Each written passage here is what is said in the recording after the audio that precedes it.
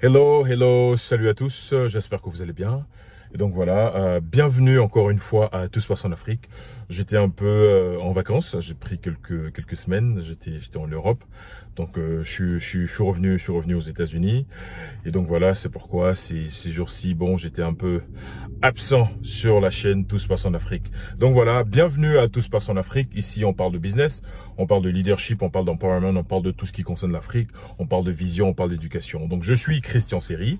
Donc voilà, je suis entrepreneur, je suis agent immobilier ici aux États-Unis, dans l'État du Texas et également dans l'État de l'Arizona. Donc voilà, c'est l'occasion. Je partage avec vous en même temps. Hein. Donc si vous avez des personnes qui sont ici aux États-Unis, voilà, qui veulent acheter un bien, qui veulent investir, vendre ou acheter, n'hésitez pas à me contacter. Je serai super ravi de pouvoir aider parce que j'ai, sur toute l'étendue du territoire, des correspondants partout. Donc on peut travailler pour vraiment aider les personnes qui sont dans le besoin au niveau immobilier. Une fois que j'ai dit ça, le sujet du jour, on va parler de Trump qui est en train de rapatrier, mais par masse ici aux États-Unis. C'est incroyable. Donc voilà, on en parle tout de suite dans Tout se passe en Afrique. À tout de suite.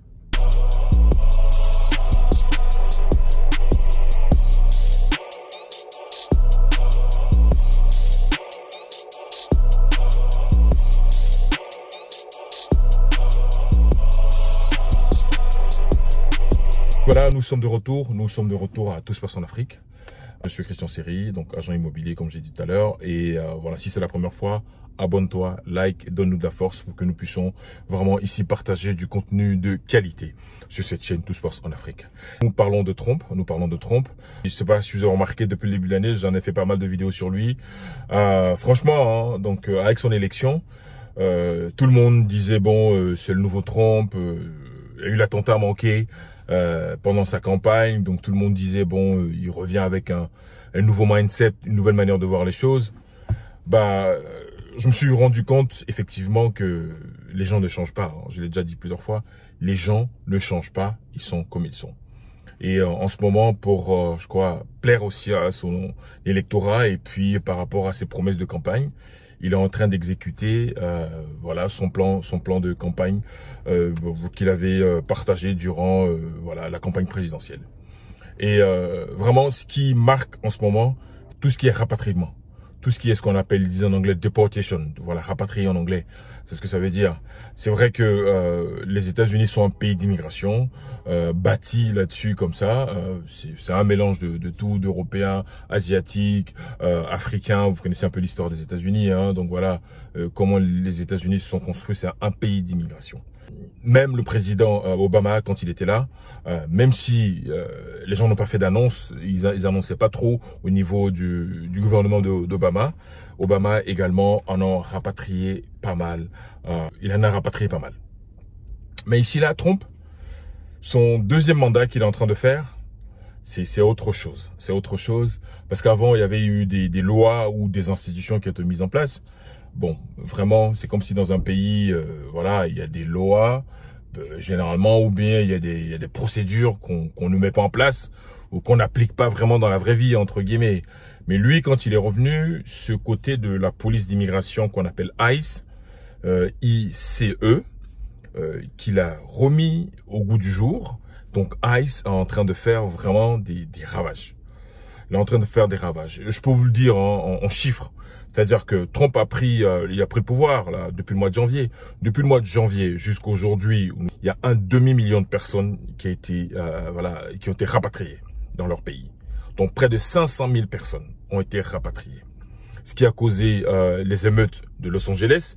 La semaine dernière, il y a 2 semaines là, les émeutes de Los Angeles un peu partout dans les États-Unis. Bon, moi je donne mon avis. Je pense que c'est un peu de la dictature, parce que il fait ce qu'il veut, il prend des lois, il décide, et puis bon, vraiment, ça part dans n'importe quel sens. Ils sont vraiment focalisés sur l'immigration et vraiment rapatrier les gens en masse. Donc voilà, et même pour ceux qui ont la carte verte, c'est pas évident. C'est-à-dire que tu sors du pays, tu vas juste là à côté, même au Canada, où tu fais un petit voyage, tu reviens, tu rentres. on va te passer au peigne fin. Et souvent, d'autres personnes, même américaines hein, de nationalité, qui se font stopper à la frontière, interroger et garder pendant des heures et des heures sans explication, sans raison. Donc vraiment, on ne sait même plus à quel sens vouer, même pour les personnes qui sont américaines, citizennes, ou même qui ont la carte de séjour. Ça devient, pour ma part, je dis que ça devient un peu du n'importe quoi, on peut le dire, on peut le dire, parce que ils sont vraiment durs sur la question de l'immigration, et puis ils vont remonter, genre, t'as eu un souci, je sais pas moi, en 85 ou en 90, voilà, ICE retourne sur les dossiers de chacun, ils vont te trouver dans ta maison, où tu te trouves, ils vont sonner à ta porte, te détenir, et te ramener ils viennent de construire là en 8 jours du côté de Alcatraz là un nouveau bâtiment qui peut prendre près de je sais pas moi 5000 à 6000 lits où ils te tiennent en détention avant de te rapatrier. Je voyais le cas d'une dame des Bahamas, elle était venue voir son fiancé. Donc elle avait eu un visa de quelques jours et puis bon, elle a outrepassé un peu les dates. Mais des années en arrière hein, des années en arrière. Et là, il y a la semaine dernière, elle rentre, elle a oublié. Elle rentre, elle vient voir son fiancé. On lui dit non, à telle période, tu as dépassé de quelques jours ton séjour ici aux États-Unis. Elle a été directement détenue. Elle a été arrêtée en détention. Il y a un vieux Cubain de 75 ans qui est mort la semaine dernière en détention. Parce que le mec, on lui avait, je crois qu'il avait été, on l'a chopé avec, je sais pas, des kilogrammes de cannabis en 1981, en 81. Donc il y a plus de 40 ans en arrière, le mec il a 75 ans, ils ont débarqué chez lui, voilà. Donc vraiment, ça, on sait pas. Même nous autres, je me dis que je vais voyager, je vais bouger un peu, mais au retour, quand tu rentres, tu sais pas à quelle sauce tu seras mangé. Et même la communauté hispanique, parce que c'est elle-là qui est beaucoup visée, Honduras, Guatemala, Mexique, Costa Rica, tout ce qui est spanish, ils ont voté en masse pour Trump. Il y a eu des campagnes, tout ça. Ben, c'est cette population-là qui est strictement visée.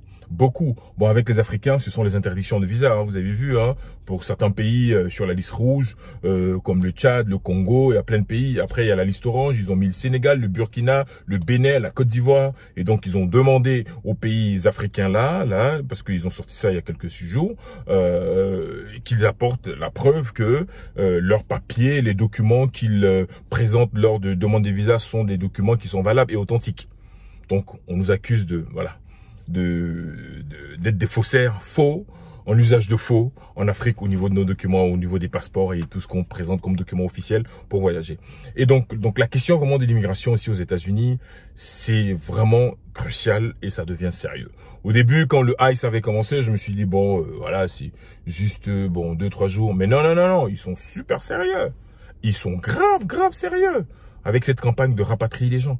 C'est-à-dire que pour un rien, on peut te rapatrier.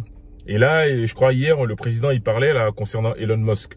En 95, il était venu, je crois, avec un visa étudiant, et les gens sont en train de voir pour aller fouiller encore dans son passé pour voir, parce qu'ils disent qu'il a eu un visa étudiant, il a dû outrepasser son visa, donc pour ça, certainement, ils vont lever un dossier contre lui pour pouvoir le rapatrier quoi en Afrique du Sud. Mais il a beaucoup d'argent. C'est lui qui a financé la campagne de Trump à près de 300 millions d'euros, hein, pas d'euros, 300 millions de dollars qu'il a participé. Et là, ils sont les deux qui étaient bon. C'était j'allais dire aussi le bromance, pas la romance, le bromance. C'était comme des frères entre guillemets pendant la campagne. Et tu pouvais pas t'imaginer un seul instant que leur relation allait partir en cacahuète. Donc c'est le cas en ce moment. Ils veulent même pas se blairer. Bah Elon Musk aussi, c'est impuissant en termes d'économie et financièrement en termes de business. Et donc voilà. On peut pas s'attaquer au grand, même s'il s'attaque, mais le type, il a beaucoup d'argent, il s'en fout qu'il reste aux États-Unis ou pas, il a déjà réussi sa vie, quoi. Donc voilà, je ne sais pas ce que vous en pensez, vraiment, sur la question de l'immigration ici, vraiment aux États-Unis. C'est une question très cruciale. Donc vraiment, donne ton avis, dis-moi ce que tu en penses, et puis on se dit à très bientôt pour une autre vidéo. J'espère que d'ici là, vous portez bien.